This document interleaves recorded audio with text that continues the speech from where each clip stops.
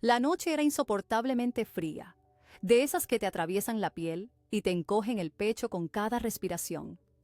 El viento de enero en Asturias no tiene piedad, especialmente en los pueblos del interior, donde las montañas parecen atrapar el frío como si fuera un tesoro.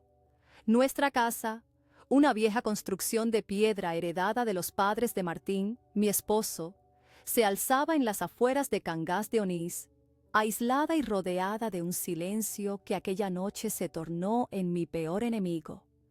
Las contracciones comenzaron poco después de la cena. Al principio eran leves, como pequeñas advertencias de lo que vendría. Yo estaba en la cocina lavando los platos cuando sentí la primera, un dolor sordo que me obligó a sujetarme al borde del fregadero. Mercedes, mi suegra, me observaba desde la mesa con esos ojos oscuros que nunca habían mostrado afecto hacia mí. Desde que llegué de Sevilla para casarme con su hijo, me había dejado claro que yo era una intrusa en su territorio. Martín, creo que ya es hora, dije intentando mantener la calma. Mi voz tembló ligeramente mientras secaba mis manos en el delantal. La fecha prevista era para la semana siguiente, pero el bebé tenía otros planes. Martín y Mercedes intercambiaron una mirada que no supe interpretar en aquel momento. Ahora, mirando hacia atrás, veo que fue el inicio de su traición. Una mirada cómplice, decidida, fría. «Voy a preparar el coche», dijo Martín, pero en lugar de dirigirse al garaje lo vi susurrando algo al oído de su madre. El dolor se intensificó y me dirigí hacia el dormitorio para buscar la pequeña maleta que tenía preparada desde hacía semanas.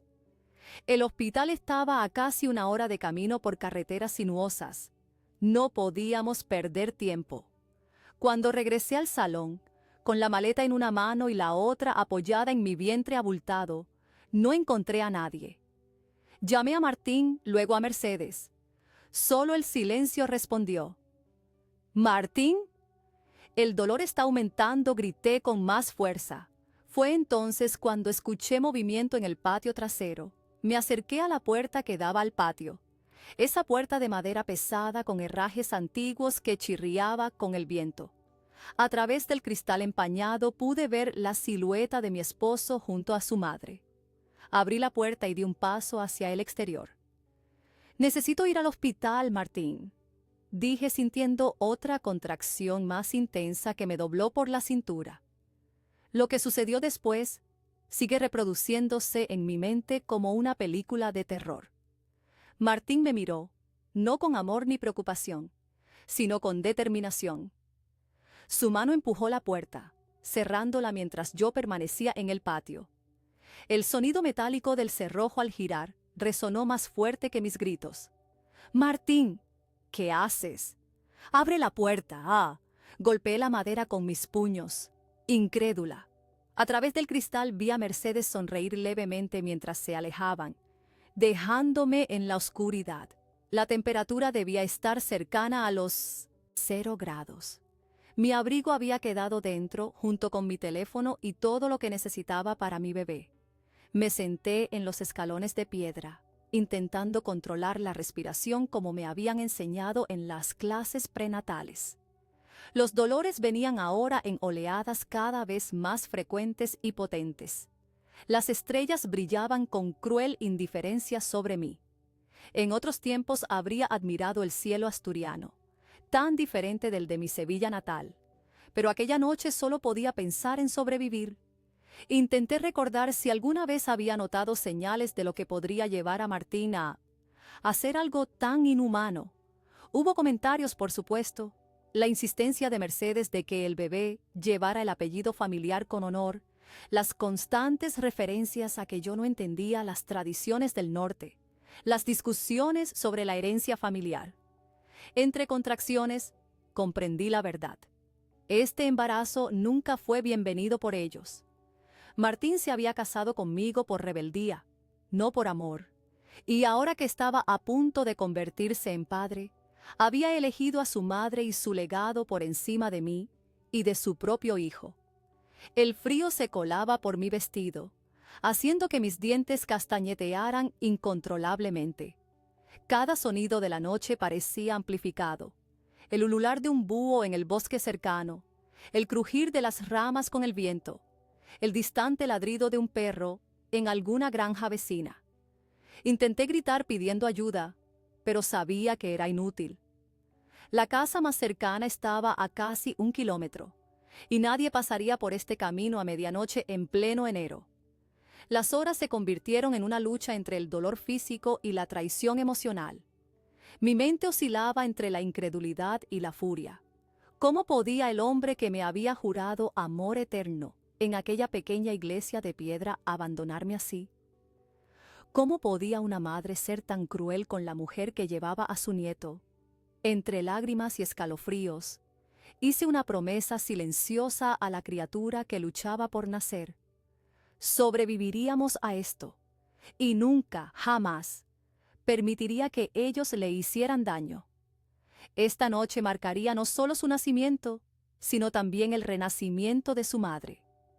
La Carmen confiada y enamorada había muerto en esos escalones de piedra. La mujer que emergería sería más fuerte, más decidida, y así, sobre todo, libre de la influencia de los Álvarez. A medida que la noche avanzaba, mi cuerpo me exigía moverme. Intenté caminar por el pequeño patio, apoyándome en la pared para mantener el equilibrio. Cada contracción me hacía doblarme de dolor, pero me negaba a rendirme. No les daría esa satisfacción. La luz distante de unos faros cortó la oscuridad de la noche. Alguien se acercaba por el camino de tierra que conducía a la casa. El sonido del motor crecía, ofreciéndome una esperanza que apenas me atrevía a alimentar. Los faros iluminaron el camino de tierra mientras el vehículo se acercaba lentamente. Era una vieja furgoneta Renault de esas que abundan en los pueblos para transportar mercancías o animales.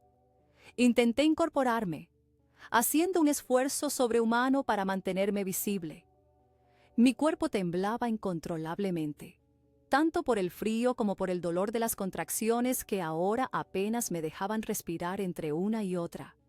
La furgoneta se detuvo hasta unos metros de la casa. Durante unos segundos eternos solo escuché el motor en ralentí. Luego la puerta se abrió y apareció la silueta de un hombre.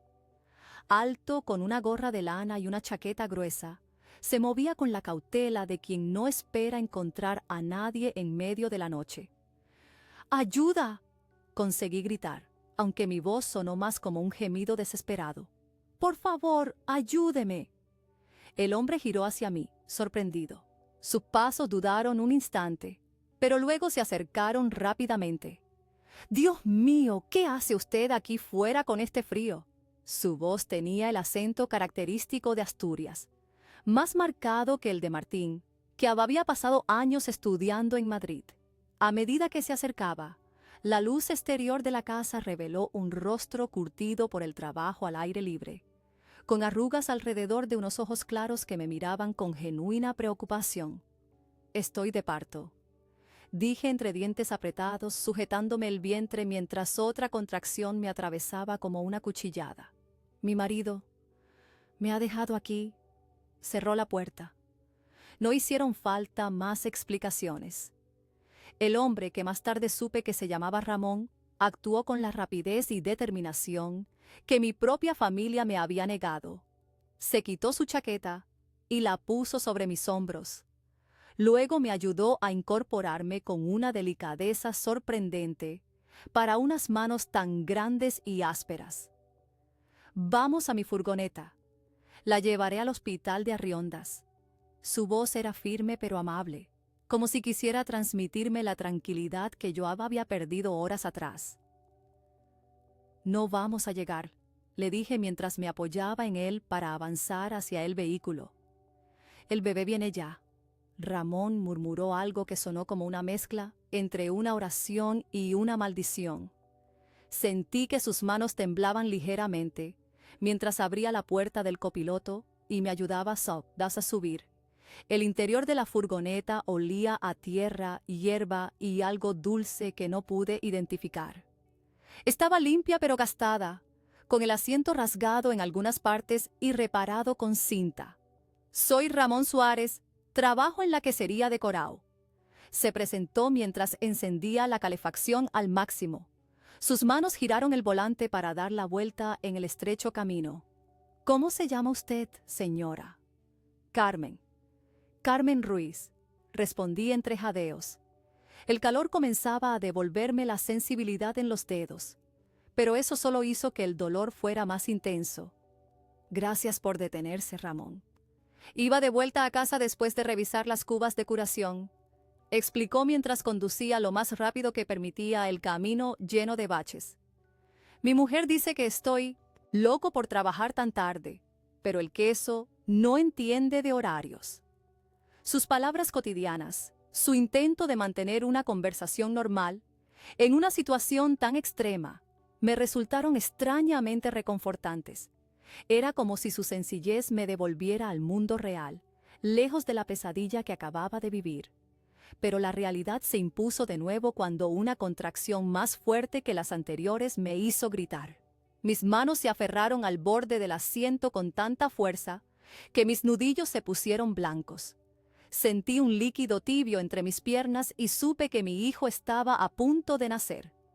«Ramón, deténgase, ya viene». Mi voz sonó extraña incluso para mí, como si perteneciera a otra persona. Ramón maldijo en asturiano, pero obedeció. Detuvo la furgoneta en el arcén del camino. Bajó un roble centenario cuyas ramas desnudas se recortaban contra el cielo estrellado.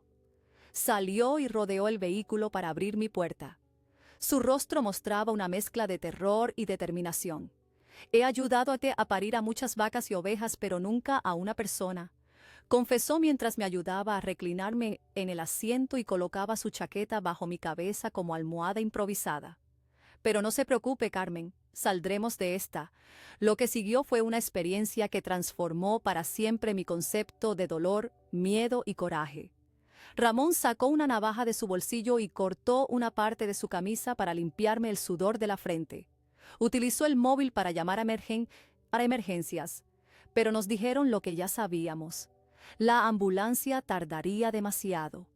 Vamos a hacerlo nosotros», dijo guardando el teléfono después de recibir algunas instrucciones básicas. Su voz temblaba, pero sus ojos mostraban una determinación absoluta. «Usted es fuerte, Carmen. Lo veo en sus ojos. Y yo no la voy a dejar sola». Entre los dolores más intensos que jamás había sentido, encontré consuelo en la presencia de este desconocido que había decidido no abandonarme. Sus manos, acostumbradas a trabajar con el ganado y el queso, se movían ahora con sorprendente delicadeza, siguiendo mis indicaciones y las pocas instrucciones que había recibido por teléfono. «Puje ahora, Carmen, con fuerza». Sus palabras me guiaban mientras yo reunía toda mi energía para el esfuerzo final. El momento llegó con una intensidad abrumadora. Mi cuerpo entero se tensó en un último empujón desesperado. Un grito desgarrador escapó de mi garganta y luego, como un milagro en medio de aquella noche terrible, escuché otro llanto, más agudo, más puro, más poderoso que cualquier otro sonido en el mundo. «¡Es una niña!», exclamó Ramón con la voz quebrada por la emoción. «Una niña preciosa y fuerte como su madre». La pequeña lloraba con fuerza mientras Ramón la envolvía en lo que quedaba de su camisa. Cuando la puso sobre mi pecho, todas las horas de dolor y traición parecieron disolverse ante la perfección de ese pequeño rostro arrugado. Sus manitas se agitaban en el aire como buscando algo a lo que aferrarse. Le ofrecí mi dedo y lo agarró con una fuerza sorprendente para un ser tan diminuto. «Gracias», susurré, aunque la palabra parecía ridículamente insuficiente para lo que Ramón había hecho por nosotras. «No me las dé», respondió él con una sonrisa cansada mientras limpiaba sus manos con un pañuelo. «Algunas veces estamos donde debemos estar, aunque no lo hayamos planeado». La ambulancia llegó 20 minutos después, cuando mi hija ya dormía plácidamente sobre mi pecho. Los sanitarios nos trasladaron al hospital con eficiencia profesional, alabando el trabajo de Ramón y su serenidad en una situación tan extrema. Él los siguió con su furgoneta, negándose a dejarnos hasta asegurarse de que estábamos bien atendidas. En el hospital, mientras los médicos examinaban a mi pequeña Aurora, nombre que elegí por la luz que había traído a mi noche más oscura, Ramón esperó pacientemente en la sala contigua. Cuando por fin le permitieron entrar, se acercó a la cama con timidez, como si de repente fuera consciente de la intimidad que habíamos compartido. «Debería descansar, Carmen», dijo, ajustándose la gorra que se había vuelto a poner. «Mañana será otro día y tendrá decisiones que tomar».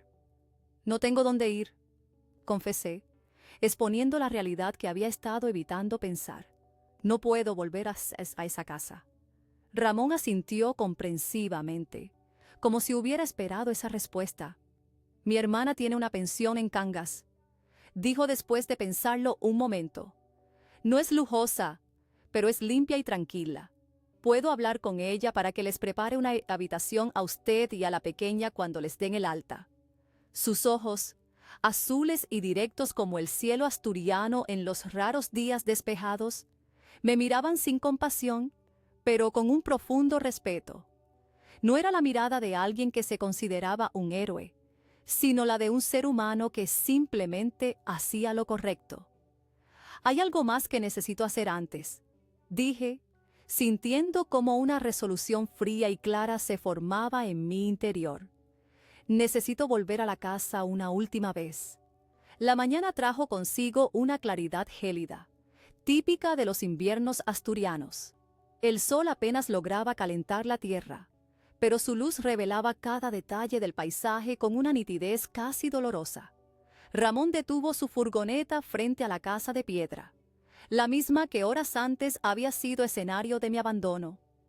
Desde el asiento del copiloto, observé la fachada con una mezcla de emociones que no sabía que podían coexistir: miedo, rabia, determinación y hasta aquí, sorprendentemente, una especie de paz que nacía de la certeza de mis acciones futuras. Aurora dormía profundamente en mis brazos, envuelta en mantas que la enfermera Dolores nos había proporcionado antes de darme el alta esa mañana. El hospital había querido retenernos un día más, pero yo insistí en salir. Sabía que Martín y Mercedes no tardarían en aparecer, fingiendo preocupación, quizás incluso arrepentimiento. No quería verlos allí, rodeada de extraños. Este reencuentro tenía que ser en mis términos. «¿Estás segura de querer hacer esto ahora?», preguntó Ramón, su voz baja para no despertar a la niña. Su rostro mostraba preocupación, pero no desaprobación. Durante las horas que había pasado a nuestro lado en el hospital, había demostrado ser un hombre que respetaba las decisiones ajenas. «Completamente segura», respondí sin apartar la mirada de la casa. «Necesito cerrar este capítulo antes de poder empezar uno nuevo». Ramón asintió y salió para ayudarme a bajar del vehículo. El frío de la mañana me golpeó el rostro, pero esta vez estaba preparada. Llevaba puesto un abrigo que la hermana de Ramón, Pilar, me había prestado. Era un poco grande para mí, pero cumplía su función de protegerme del clima asturiano. «Esperaré aquí», dijo Ramón señalando la furgoneta. «Si necesita cualquier cosa, solo grite». Le agradecí con una sonrisa pequeña pero sincera. En menos de 24 horas, este hombre se había convertido en un apoyo más sólido que el que mi marido me había ofrecido en 3 años de matrimonio. Caminé lentamente hacia la puerta principal, sintiendo cada paso como un pequeño triunfo sobre el miedo. Aurora se agitó ligeramente en mis brazos, pero continuó durmiendo. Su carita, tan perfecta y serena, me daba la fuerza que necesitaba. La llave que llevaba en el bolsillo no era la que había dejado dentro la noche anterior. Era la copia que guardaba en casa de Lucía, mi única amiga en el pueblo. Ramón había pasado por su casa antes de ir al hospital, explicándole brevemente la situación. Lucía, quien siempre había desconfiado de Martín y su madre, no dudó en entregarle la llave junto con algunas de mis pertenencias que guardaba. Introduje la llave en la cerradura sintiendo el metal frío contra mis dedos. Cada clic del mecanismo resonaba en mi mente como un latido. Cuando la puerta se abrió, me recibió el silencio. No había nadie en casa tal como esperaba. Martín y Mercedes probablemente estaban en el hospital, buscándonos, o quizás en la comisaría, fingiendo preocupación por nuestra desaparición. El interior de la casa tenía el mismo olor de siempre. Una mezcla de madera antigua, el guiso de fabada que Mercedes preparaba 2 veces por semana, y el ligero aroma a humedad que nunca logramos eliminar por completo. Sin embargo, ahora todo me parecía extraño, ajeno, como si entrara en un museo dedicado a una vida que ya no era la mía. Avancé por el pasillo hasta nuestro dormitorio. No, el dormitorio de Martín ahora, y coloqué a Aurora con delicadeza sobre la cama, rodeándola con almohadas para asegurarme de que no pudiera rodar. Aunque solo tenía unas horas de vida, ya mostraba una personalidad tranquila, adaptándose a cada situación con una serenidad que me maravillaba. Una vez segura de que la niña estaba cómoda, me dirigí al armario y saqué una pequeña maleta. Metí en ella solo lo esencial: documentos personales, algunas fotografías de mi familia en Sevilla, la poca ropa que realmente me pertenecía y no había sido elegida por Mercedes según lo que ella consideraba apropiado para una Álvarez. Junto a la cama, sobre la mesita de noche, encontré mi teléfono móvil. Tenía 15 llamadas perdidas, todas de Martín. Ningún mensaje de texto, ningún intento de explicación. Solo llamadas que imaginaba llenas de exigencias y quizás amenazas veladas. Lo apagué y lo guardé en el bolsillo. Luego, con movimientos deliberadamente lentos, recorrí cada habitación de la casa, despidiéndome silenciosamente de los espacios que habían sido testigos de mis esperanzas y desilusiones. En el salón, pasé los dedos por el respaldo del sofá, donde tantas veces me había sentado a leer, mientras Mercedes criticaba mi holgazanería. En la cocina, miré por última vez el jardín a través de la ventana, ese pequeño huerto que había comenzado con tanta ilusión y que ahora quedaría abandonado. Finalmente, llegué al despacho donde Martín guardaba todos los documentos importantes. El ordenador estaba allí, en el centro del escritorio de roble que había pertenecido a su padre y al padre de su padre antes que él. Los Álvarez estaban orgullosos de sus tradiciones, de sus posesiones, de su legado. Un legado que ahora incluía el abandono de una mujer embarazada en una noche de invierno. Encendí el ordenador, sabiendo exactamente lo que iba a hacer. Martín nunca había sido especialmente cuidadoso con sus contraseñas. Usaba la misma para todo: el nombre de su perro de infancia seguido del año de fundación de su adorado equipo de fútbol. Accedí a la banca online sin ninguna dificultad. Nuestra cuenta conjunta mostraba un saldo considerable. No era solo el dinero que Martín ganaba en su trabajo como ingeniero, sino también mi parte, lo que yo había aportado de la herencia de mi padre y lo que había ganado dando clases particulares de literatura en el pueblo. Dinero que Mercedes siempre insistía en que debía ir a esa cuenta, por el bien de la familia. Mis dedos se movieron sobre el teclado, transfiriendo cada céntimo a una cuenta que había abierto secretamente meses atrás, cuando las primeras dudas sobre mi matrimonio comenzaron a surgir. No era robo, me dije a mí misma, era justicia, era supervivencia. La confirmación de la transferencia apareció en la pantalla y sentí una extraña sensación de ligereza. Imprimí el comprobante y lo dejé sobre el escritorio, bien visible. Luego tomé un papel y un bolígrafo del cajón y comencé a escribir. Las palabras fluyeron sin esfuerzo, como si hubieran estado esperando dentro de mí durante años. No escribí con rabia, aunque la sentía ardiendo en mi interior. Escribí con claridad, con precisión, detallando exactamente lo que habían hecho y lo que yo había tomado en respuesta. No pedía perdón ni ofrecía disculpas. Era una declaración, no una súplica. Doblé la carta y la coloqué junto al comprobante de la transferencia. Juntos, formaban la prueba de mi liberación, de mi rechazo a seguir siendo una víctima.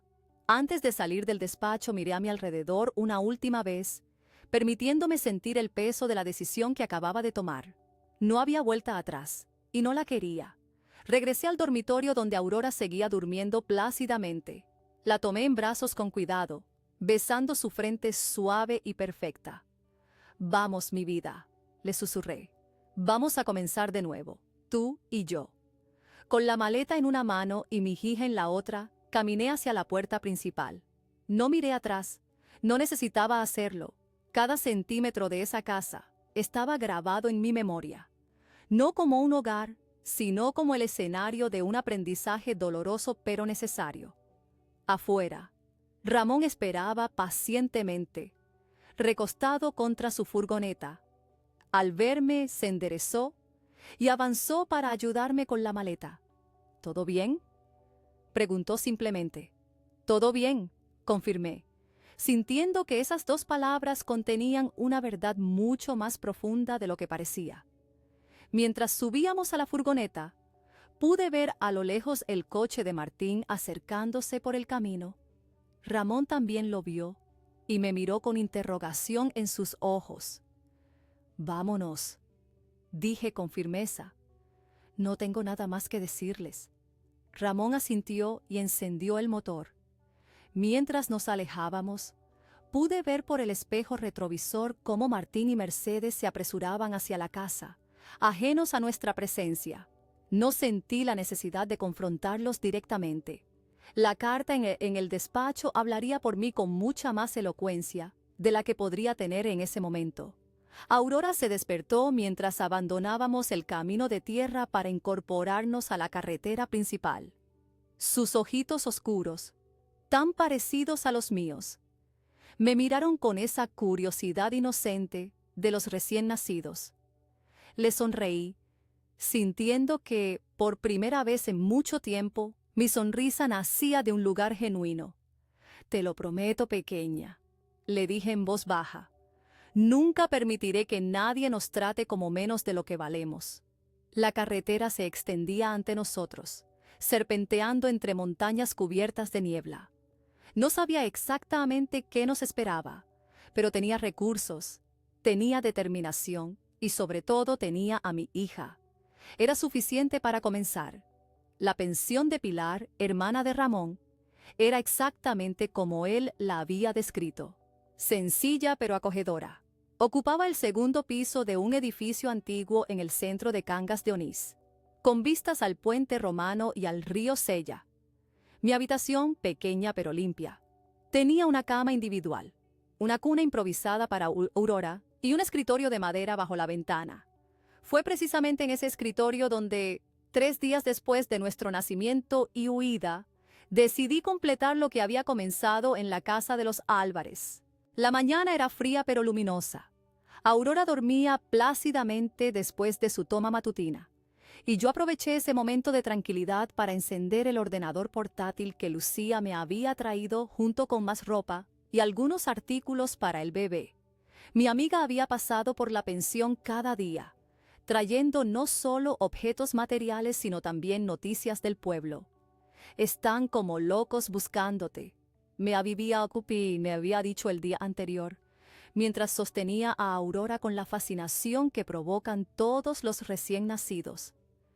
Martín fue a la Guardia Civil, pero cuando explicó lo que pasó la noche del parto, el sargento Mendoza le dejó claro que podría enfrentarse a cargos por abandono. Desde entonces han cambiado la historia. Dicen que saliste por voluntad propia a tomar aire y no volviste. No me sorprendió. Los Álvarez siempre habían sido expertos en reescribir la realidad para que se ajustara a sus necesidades. Pero esta vez no funcionaría. Esta vez yo tenía el control de la narrativa. Accedí a la página web del banco con las credenciales que había anotado cuidadosamente. La transferencia que había realizado 3 días antes aparecía como completada.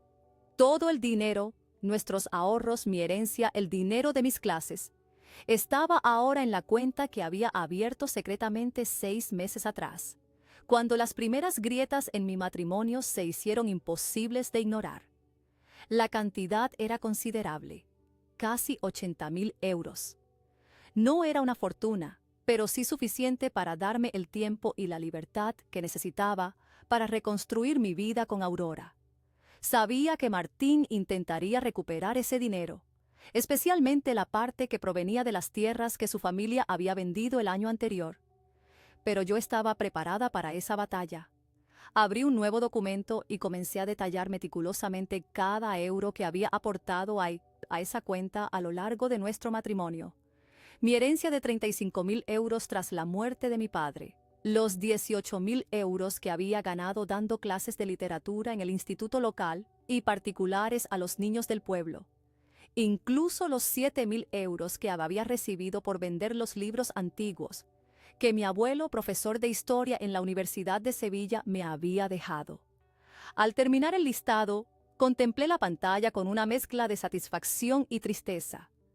Cada cifra representaba no solo dinero, sino también sacrificios, esperanzas y, finalmente, decepciones. El dinero que había ahorrado para reformar la cocina que Mercedes nunca me permitió tocar. El dinero que había guardado para visitar a mi familia en Sevilla.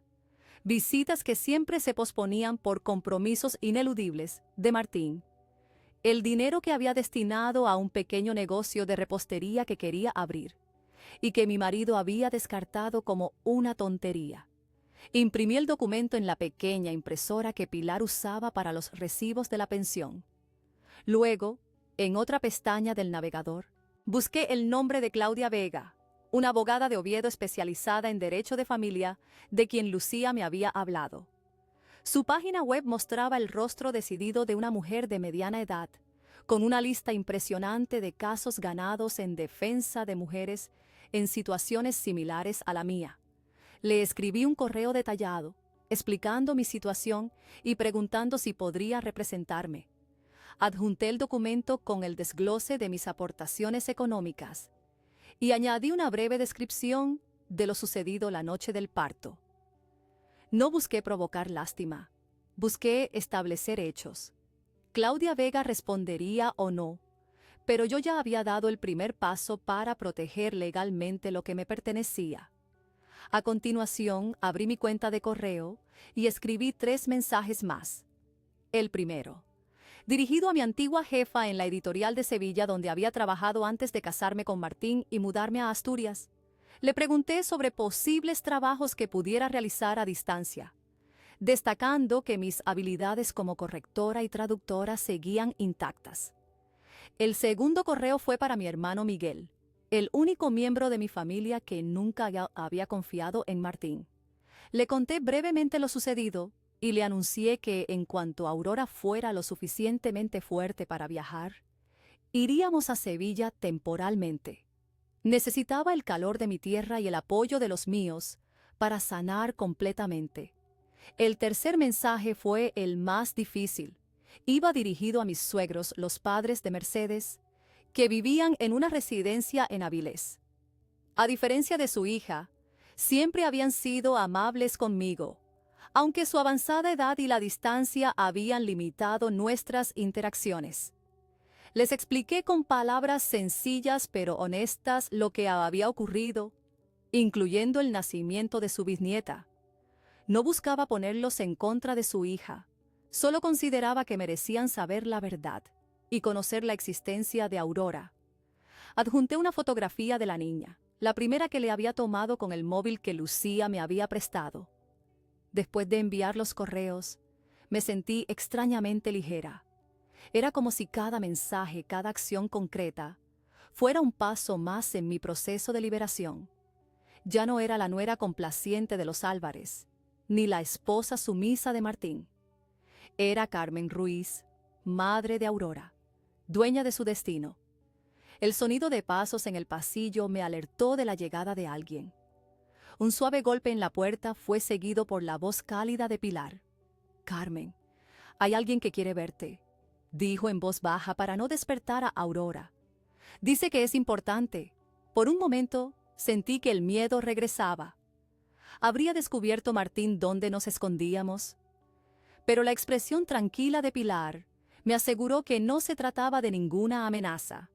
«Es el sargento Mendoza, de la Guardia Civil», explicó al ver mi preocupación. «Dice que viene de manera no oficial, solo para hablar». Asentí agradecida por su discreción. Pilar se había convertido en una aliada inesperada, tan protectora con nosotras como su hermano. Antes de que pudiera levantarme, Aurora comenzó a agitarse en su cuna. La tomé en brazos, encontrando en su carita somnolienta la fuerza que necesitaba para cualquier conversación difícil. El sargento Mendoza resultó ser un hombre de unos 50 años, con el rostro curtido por el sol y una expresión amable pero seria. Nos sentamos en la pequeña sala común de la pensión, donde Pilar nos sirvió café antes de dejarnos solos. «Señora Ruiz», comenzó el sargento después de admirar brevemente a Aurora, «he venido para informarle que su marido ha presentado una denuncia por apropiación indebida. Alega que usted ha transferido fondos comunes sin su consentimiento». No mostré sorpresa. Era exactamente lo que esperaba. «Tengo documentación que demuestra que la mayor parte de ese dinero me pertenecía», respondí con calma, rebotando suavemente a Aurora, que se había vuelto a dormir. «Y estoy en contacto con una abogada para resolver este asunto legalmente». El sargento asintió, como si también hubiera esperado esa respuesta. «No vengo a tomar ninguna declaración oficial», aclaró. «Solo quería que supiera lo que está sucediendo y...». Dudó por un momento antes de continuar. «Y asegurarme de que usted y la niña están bien». Su preocupación parecía genuina, lo que me llevó a preguntar: «¿Por qué este interés personal, sargento?». Mendoza miró hacia la ventana, donde se podía ver el río Sella fluyendo tranquilo bajo el sol de la mañana. «Mi hermana pasó por algo similar hace años», dijo finalmente. «Su marido la abandonó en circunstancias difíciles. Nadie la ayudó entonces. Intento no cometer el mismo error cuando veo una situación parecida». Sus palabras me conmovieron más de lo que esperaba. Era otra prueba de que, incluso en los momentos más oscuros, existía la bondad en lugares inesperados. «Gracias», dije simplemente. «Estaremos bien». El sargento se levantó para marcharse, pero antes añadió: «Si necesita presentar cualquier denuncia o si se siente amenazada en algún momento, venga directamente a verme. No tendrá que pasar por el procedimiento habitual». Cuando se fue, volví a mi habitación y coloqué a Aurora en su cuna. La pequeña dormía plácidamente, ajena al mundo de adultos que se agitaba a su alrededor. La observé durante un largo momento, maravillándome de su perfección y de la extraña calma que irradiaba. «Lo estamos haciendo bien, pequeña», le susurré. «Paso a paso estamos recuperando nuestro poder». Una semana después de nuestra llegada a la pensión de Pilar, recibí la respuesta de Claudia Vega. La abogada no solo aceptaba representarme, sino que me ofrecía una primera consulta gratuita, por videollamada esa misma tarde. Su mensaje transmitía una mezcla perfecta de profesionalidad y empatía, exactamente lo que necesitaba en ese momento. La mañana transcurrió con una extraña normalidad, como si mi vida no estuviera atravesando el cambio más radical que jamás hubiera imaginado. Desayuné con Pilar en la pequeña cocina de la pensión, comentando el tiempo y las pocas noticias locales mientras Aurora dormitaba en el portabebés que Lucía me había regalado. Luego di un paseo por el pueblo, cubierta con gafas de sol y un gorro de lana, no tanto por el frío sino para evitar ser reconocida. Cangas de Onís no era grande, y los rumores sobre mi desaparición seguramente habrían llegado a cada rincón. Al regresar a la pensión, encontré a Ramón esperándome. Desde la noche del parto, había mantenido una distancia respetuosa, visitándonos cada 2 días pero nunca imponiéndose. Hoy parecía particularmente serio. «Mercedes ha estado preguntando en la quesería», me informó mientras subíamos las escaleras hacia mi habitación. «Quiere saber si alguno de los trabajadores te vio aquella noche o sabe algo de tu paradero». «¿Qué les has dicho?», pregunté, aunque ya imaginaba la respuesta. «Nada», respondió con una pequeña sonrisa. «Mis compañeros tampoco. En el pueblo hay cosas que se saben pero no se dicen, especialmente a gente como los Álvarez». Su lealtad me conmovió. Era uno más de los pequeños actos de bondad que me estaban ayudando a reconstruir mi fe en las personas. Tengo que escribirles una carta, dije de repente, sorprendiéndome incluso a mí misma con la decisión. A Martín y a Mercedes, no la que dejé en la casa, sino otra, más completa. Ramón me miró con curiosidad. ¿Crees que la leerán? No lo sé, admití. Pero no es para ellos en realidad, es para mí. En cuanto Ramón se marchó, preparé la mesa junto a la ventana. La luz del mediodía entraba oblicua, iluminando el papel que había comprado en la pequeña papelería junto a la plaza. No usaría el ordenador para esto. Algunas palabras necesitan el trazo personal de la mano, la presión del bolígrafo sobre el papel, la imposibilidad de borrar lo escrito. Aurora dormía en su cuna, su respiración tan suave como el roce de las hojas en el castaño, que crecía frente a la pensión. Comencé a escribir, sorprendida por la fluidez con que las palabras surgían después de días de reflexión silenciosa. Martín y Mercedes, cuando lean esta carta ya habrán descubierto que la cuenta está vacía y que Aurora y yo hemos desaparecido de vuestras vidas. No es necesario que me busquen. Cuando quiera ser encontrada, yo misma me pondré en contacto. No escribo para disculparme ni para pediros explicaciones. Lo que hicisteis aquella noche de enero no requiere aclaración alguna. Cerrasteis la puerta y me dejasteis fuera, a merced del frío y del miedo, en el momento más vulnerable de mi vida. No hubo confusión ni malentendido. Fue una elección consciente, un acto de crueldad calculada que reveló vuestra verdadera naturaleza. Tampoco escribo para anunciar venganza. La venganza requiere odio, y yo no puedo permitirme desperdiciar energía en odiaros. Aurora necesita una madre fuerte, centrada, capaz de construir un futuro donde las acciones de ambos sean apenas una sombra lejana.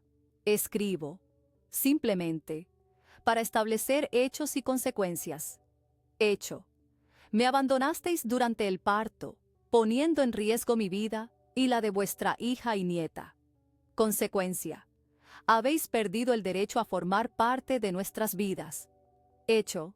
Durante 3 años, cada euro que gané fue a parar a nuestra cuenta conjunta, por insistencia de Mercedes y con la complicidad de Martín. Consecuencia. He recuperado lo que me pertenece. La documentación que lo demuestra está en manos de mi abogada. Hecho. Me convertí en la esposa y nuera que queríais que fuera, abandonando mi carrera, mis amistades, incluso aspectos de mi personalidad que no encajaban con el molde que habíais preparado. Consecuencia. Ahora recuperaré todo lo que dejé atrás, no por resentimiento sino por necesidad vital. He transferido el dinero que me corresponde a una cuenta separada. Sé que Martín ya ha presentado una denuncia por apropiación indebida. Mi abogada se pondrá en contacto con la vuestra para resolver este asunto. No tengo miedo al proceso legal, tengo documentación de cada euro que aporté y testigos de vuestro comportamiento la noche del parto. Mercedes, durante 3 años me llamaste hija mientras me tratabas como a una intrusa. Me hiciste sentir que cada comida, cada techo, cada comodidad era un regalo que debía agradecer diariamente. Ahora entiendo que tu generosidad era solo una forma más de control. No necesito tu casa, tu apellido ni tu aprobación. Aurora llevará mis apellidos, crecerá conociendo mis raíces andaluzas tanto como las asturianas, y aprenderá que la familia verdadera se define por el amor y el respeto, no por la sangre o las escrituras de propiedad. Martín, me pregunto si alguna vez me amaste realmente, o si solo buscabas a alguien lo suficientemente dócil para satisfacer a tu madre sin cuestionar tus decisiones. No importa ya. Lo que sí importa es que eres el padre biológico de Aurora. Legalmente tienes derechos, pero también responsabilidades. Si deseas ejercer esos derechos, deberás demostrar que mereces ser parte de su vida. Mi abogada establecerá los términos para cualquier contacto futuro. No espero arrepentimiento ni comprensión por parte de ninguno de los dos. La noche en que me dejasteis fuera no fue un error momentáneo, sino la culminación de años de pequeñas crueldades. de límites traspasados, de dignidad minada poco a poco. Esa noche simplemente mostrasteis sin máscaras lo que siempre habíais sido. Pero os estoy agradecida, en cierto modo. Sin esa noche, quizás habría seguido atrapada en una vida que me marchitaba lentamente. Sin ese momento de claridad brutal, tal vez nunca habría encontrado el coraje para romper las cadenas que ni siquiera sabía que llevaba. No volveré a la casa. No intentéis contactarme directamente. Cualquier comunicación deberá ser a través de mi abogada, cuyos datos encontraréis adjuntos. Él informó a los padres de Mercedes sobre el nacimiento de su bisnieta. Ellos, a diferencia de vosotros, tendrán la oportunidad de conocerla si así lo desean. Esta carta no busca iniciar un diálogo ni obtener respuestas. Es simplemente un punto final, una puerta que cierro para poder abrir otras nuevas. Aurora y yo comenzamos ahora nuestro propio camino, libre de manipulaciones y miedos. No os deseo mal, solo os deseo lejos. Carmen. Releí la carta una vez, sorprendida por la calma con que había plasmado sentimientos tan intensos. No había rabia en mis palabras, solo una claridad que semanas atrás habría parecido imposible. La doblé cuidadosamente y la introduje en un sobre que dirigía a la casa de los Álvarez. Aurora se despertó en ese momento, su pequeño llanto reclamando mi atención inmediata. La tomé en brazos, sintiéndola tan ligera y a la vez tan poderosa. Era increíble cómo este ser diminuto había catalizado la transformación más profunda de mi vida. «Ya está, mi niña», le susurré mientras la mecía suavemente. La última palabra está dicha. Ahora solo miramos hacia adelante. Esa tarde la videollamada con Claudia Vega resultó ser exactamente lo que necesitaba. La abogada, una mujer de unos 40 años con una energía contagiosa, escuchó mi historia sin interrupciones, tomando notas ocasionales y asintiendo con comprensión en los momentos adecuados. «Tienes un caso sólido, Carmen», concluyó cuando terminé de hablar. «La transferencia del dinero puede justificarse completamente con la documentación que me has enviado. En cuanto a la custodia de Aurora, el abandono durante el parto es un factor determinante a tu favor. Necesitaremos testimonios. El de Ramón, por supuesto, pero también el del personal del hospital y, si es posible, el del sargento Mendoza». «¿Y la carta?», pregunté, mostrándole el sobre que aún no había enviado. ¿Debería mandarla? Claudia reflexionó un momento antes de responder. Legalmente podría ser utilizada en tu contra si contiene amenazas o admisiones problemáticas, pero por lo que me has descrito, es más una declaración de independencia que otra cosa. Sonrió levemente. A veces estas cartas son necesarias para cerrar capítulos. Te sugiero que me envíes una copia antes de mandarla, solo para asegurarme de que no compromete tu posición legal. Acordamos los siguientes pasos. Ella prepararía los documentos necesarios para formalizar mi separación legal de Martín y establecer la custodia provisional de Aurora. Mientras tanto, yo debía recopilar cualquier prueba adicional del trato que había recibido durante mi matrimonio. Después de la llamada, volví a leer la carta una vez más. No contenía amenazas ni falsedades, solo la verdad tal como yo la había vivido. La escaneé y se la envié a Claudia, sabiendo que probablemente sugeriría modificaciones para proteger mi posición legal. Pero incluso si nunca llegaba a enviarla en su forma actual, el simple acto de escribirla había sido liberador. Cada palabra había sido un paso más en mi camino hacia la recuperación de mi propia voz. 2 semanas después de nuestro escape, Lucía me llamó temprano en la mañana.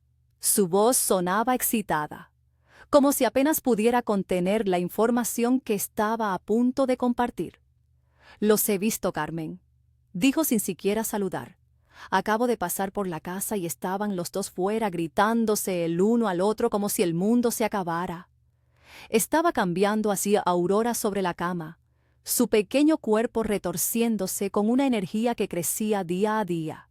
Sus ojos, cada vez más despiertos, seguían mis movimientos con una curiosidad que me maravillaba constantemente. «¿Han recibido la carta?», Pregunté, sosteniendo el teléfono entre el hombro y la oreja mientras ajustaba el pañal limpio. Eso parece, confirmó Lucía. Mercedes sostenía unos papeles y los agitaba frente a Martín. Nunca las había visto así, Carmen. Parecía completamente fuera de sí. Y Martín, bueno, ya sabes cómo se pone cuando las cosas no salen como él quiere. Lo sabía perfectamente. Martín no era un hombre violento en el sentido tradicional. Nunca me había golpeado o amenazado físicamente. Pero su ira se manifestaba en un silencio gélido que podía durar días, interrumpido ocasionalmente por comentarios cortantes diseñados para hacer el máximo daño con el mínimo esfuerzo. Era un maestro de la crueldad sutil, una habilidad que sin duda había heredado de Mercedes. ¿Pudiste escuchar algo de lo que decían?, pregunté, no por morbo, sino porque necesitaba prepararme para cualquier acción que pudieran tomar. No mucho, admitió Lucía, pero escuché claramente a Mercedes decir algo sobre encontrarla aunque tengamos que poner patas arriba toda Asturias. Y Martín mencionó a un abogado. Asentí para mí misma. Todo estaba desarrollándose según lo esperado. La carta había llegado, probablemente junto con la notificación del banco sobre la transferencia. Y ahora estaban experimentando lo que yo había sentido aquella noche en los escalones helados. Impotencia, rabia, incredulidad. Gracias por avisarme, dije, levantando a Aurora para apoyarla contra mi hombro. Ten cuidado, Lucía. No quiero que te metas en problemas por mi culpa. ¿Bromeas? Esto es lo más emocionante que ha pasado en el pueblo desde que el alcalde apareció borracho en la procesión de Semana Santa. Lucía rió, pero luego su voz se tornó seria. De verdad, Carmen, no te preocupes por mí. Los Álvarez pueden tener influencia, pero no son intocables. Y cada vez más gente está empezando a ver su verdadera cara. Después de colgar, me quedé un momento contemplando a Aurora, que había vuelto a dormirse en mis brazos. Su peso cálido y confiado me anclaba a la realidad de manera más efectiva que cualquier otra cosa. Por ella, por su futuro, tenía que mantener la cabeza fría y seguir adelante con mi plan. Esa tarde tenía programada otra videollamada con Claudia Vega. La abogada me había enviado una versión revisada de mi carta, ligeramente modificada para eliminar cualquier frase que pudiera interpretarse como una admisión de apropiación indebida. También había preparado los documentos para iniciar formalmente el proceso de separación y custodia. Tenemos que adelantarnos a cualquier acción legal que Martín pueda emprender, me explicó cuando nos conectamos, especialmente en lo referente a Aurora. Aunque el abandono durante el parto juega a tu favor, los tribunales suelen preferir la custodia compartida, a menos que existan pruebas contundentes de que uno de los progenitores representa un peligro para el menor. Él ni siquiera la conoce, respondí sintiendo una punzada de dolor ante la idea de que Aurora pudiera pasar tiempo con las personas que nos habían rechazado de manera tan cruel. No estuvo presente en su nacimiento por elección propia. ¿No cuenta eso para nada? Cuenta, pero necesitamos más, insistió Claudia. ¿Hubo otros incidentes durante tu embarazo?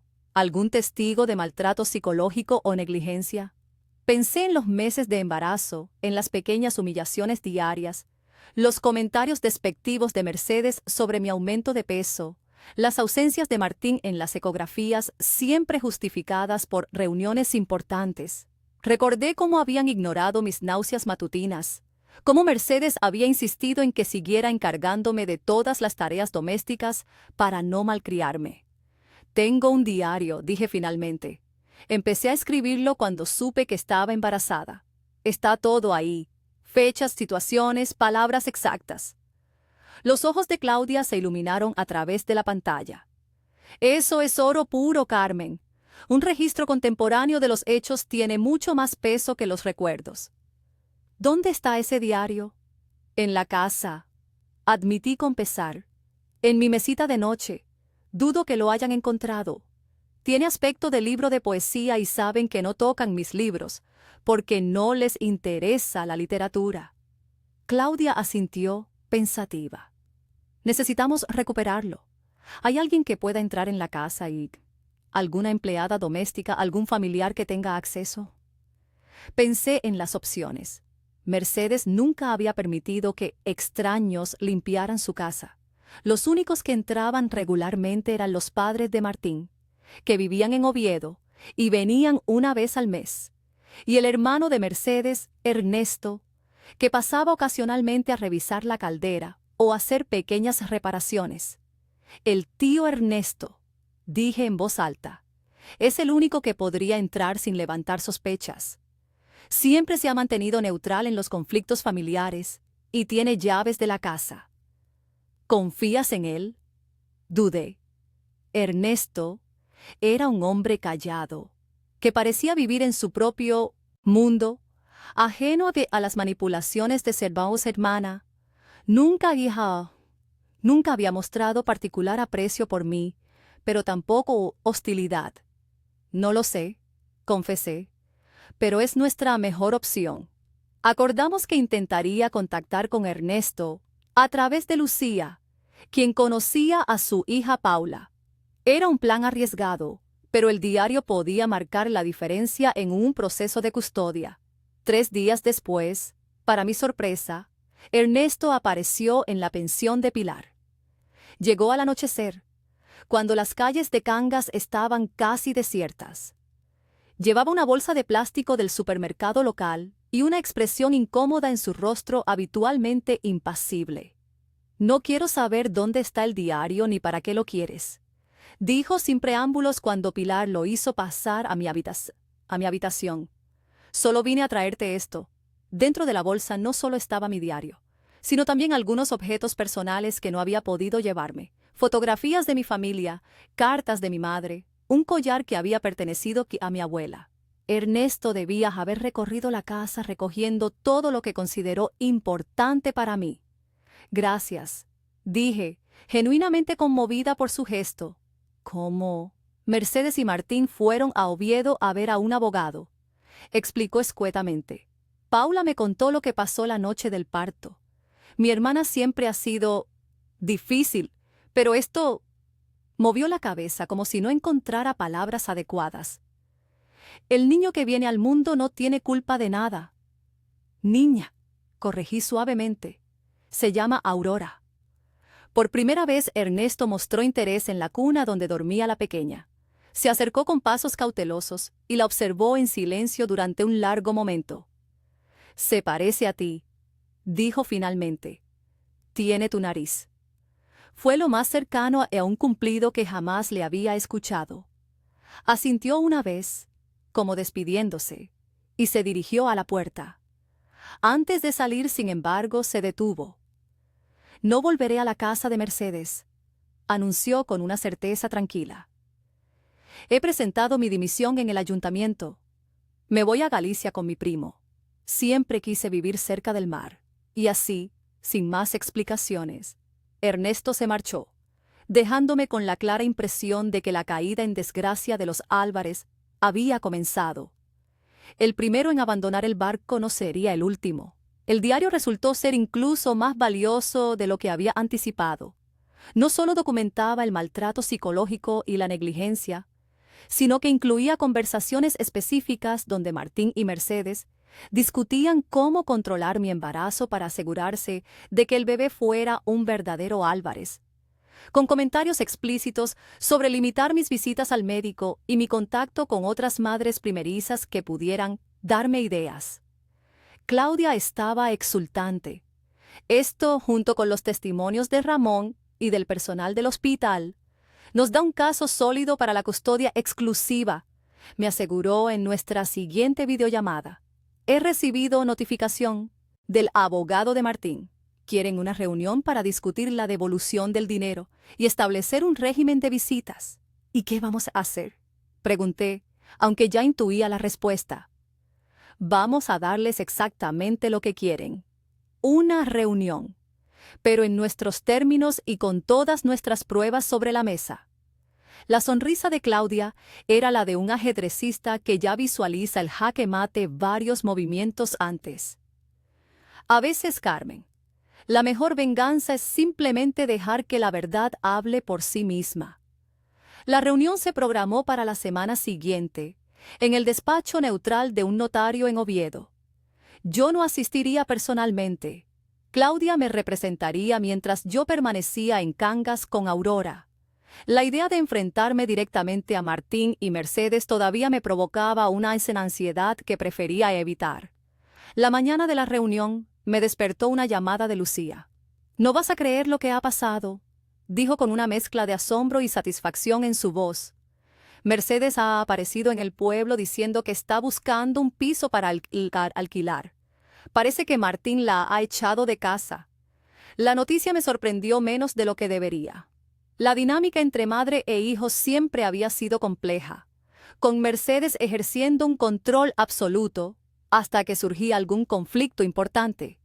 Entonces Martín mostraba destellos de rebeldía que normalmente se apagaban con rapidez ante las manipulaciones de su madre. Pero esta vez, la crisis era demasiado grande para resolverla con las tácticas habituales. ¿Dijo algo más?, pregunté, más por curiosidad que por verdadero interés. Solo que es una situación temporal, que Martín está confundido y necesita espacio para pensar. Lucía soltó una risita. Nadie la está ayudando, Carmen. Ni siquiera la inmobiliaria quiere alquilarle nada. Parece que la historia de cómo te dejaron fuera durante el parto ha corrido como la pólvora. Sentí una extraña mezcla de emociones ante esta información. No me alegraba del sufrimiento ajeno, ni siquiera del de Mercedes. Pero había una justicia poética en ver cómo aquella mujer, que tanto se había enorgullecido de su posición en el pueblo, ahora experimentaba el rechazo que ella misma había sembrado. La llamada de Claudia llegó a media tarde, cuando acababa de acostar a Aurora para su siesta. «Ha sido espectacular», anunció sin preámbulos. Cuando puse el diario sobre la mesa y comencé a leer algunos fragmentos, el abogado de Martín intentó interrumpirme, pero el notario le pidió que me dejara terminar.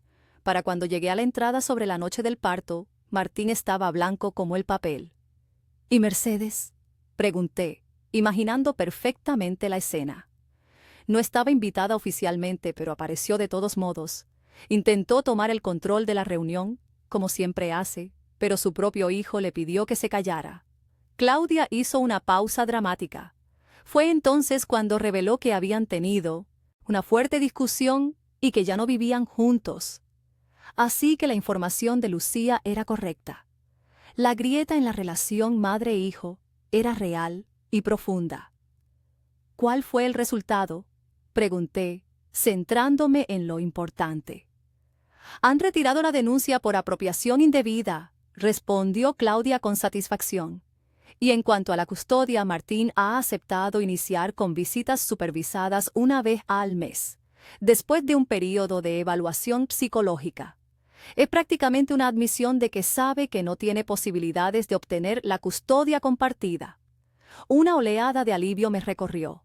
Aurora estaría segura, protegida legalmente de las manipulaciones de los Álvarez. El dinero seguiría siendo mío, permitiéndome reconstruir nuestra vida en mis propios términos. La pesadilla estaba llegando a su fin. «Hay algo más», añadió Claudia. «Martín pidió hablar contigo personalmente, sin abogados, sin Mercedes, solo una conversación».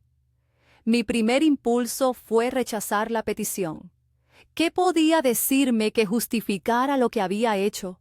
¿Qué palabras podrían borrar el terror de aquella noche? La traición de su abandono. Pero entonces pensé en Aurora, en los años venideros, en las preguntas que inevitablemente haría sobre su padre. ¿Podría mirarla a los ojos y decirle que nunca le di a Martín la oportunidad de explicarse, por muy inadecuada que fuera esa explicación? «Dile que aceptaré verlo», decidí finalmente. Pero en la cafetería junto a la pensión con Ramón cerca y solo por media hora. Cuando colgué, me acerqué a la cuna donde Aurora seguía durmiendo plácidamente. Su pequeño pecho subía y bajaba con una regularidad hipnótica. Sus puñitos ocasionalmente se apretaban como si estuviera soñando con agarrar algo preciado. «Lo hemos conseguido, mi niña», susurré, acariciando suavemente su mejilla aterciopelada. «Somos libres». El futuro aún tenía incertidumbres, por supuesto. Tendría que decidir si quedarnos en Asturias o volver a Sevilla, reconstruir mi carrera, navegar la compleja relación con Martín como padre de Aurora. Pero por primera vez desde que dejé mi hogar para casarme con él, sentía que las decisiones eran verdaderamente mías. Ya no era un personaje secundario en la saga de los Álvarez, sino la protagonista de mi propia historia. Y mientras el sol de la tarde proyectaba largas sombras a través de la ventana de la pensión, me permití, por fin, sentir algo parecido a la paz.